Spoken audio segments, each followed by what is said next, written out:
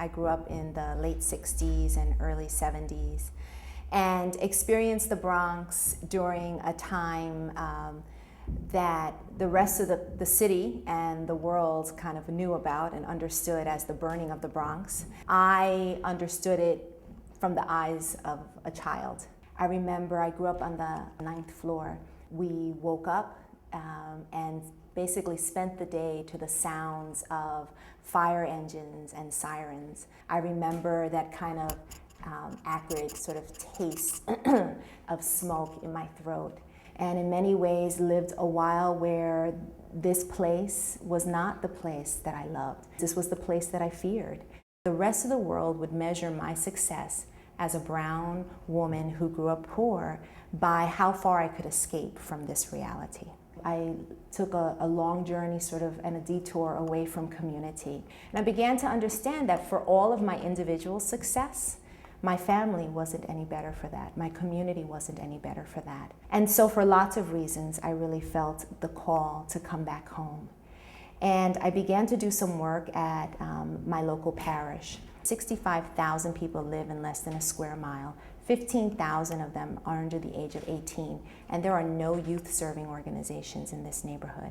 The only place for people like me was our church youth group. Youth Ministries was really born out of that experience. A fundamental principle of environmental justice is self-determination. We're not looking for people to give us things. In the end, that perpetuates a cycle of disempowerment. What we're looking is to be respected as engaged citizens of this city in determining what is best for ourselves, for our future, in partnership with policymakers and agency heads and elected officials. The story of the Bronx River began with a group of young people taking a drive up the Bronx River Parkway and driving not 10 minutes north of here and seeing how extraordinarily beautiful and accessible the river was there. And the simple question that they asked themselves was, why is it not like this in our neighborhood? And we met with the Parks Department planners and we said, this is what we want in a park. This is what we want to see. I could see the waterfront, I could see the access, the young people could see the greenways and the skateboarding areas. They could see it, they could feel it, they could taste it. The powerful part of that process was sitting down and participating. I think the work of Jane Jacobs, while it changed in some ways decisions around the infrastructure of the city, I think it also fundamentally changed how people, those with the voice and those considered without a voice, thought about themselves as participants in the decision-making processes of the city.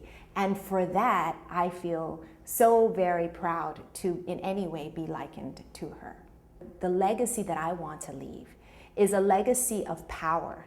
And that is, how do people who grew up like the little girl that I once was, believing that bad stuff just happens and that we have absolutely no say in it?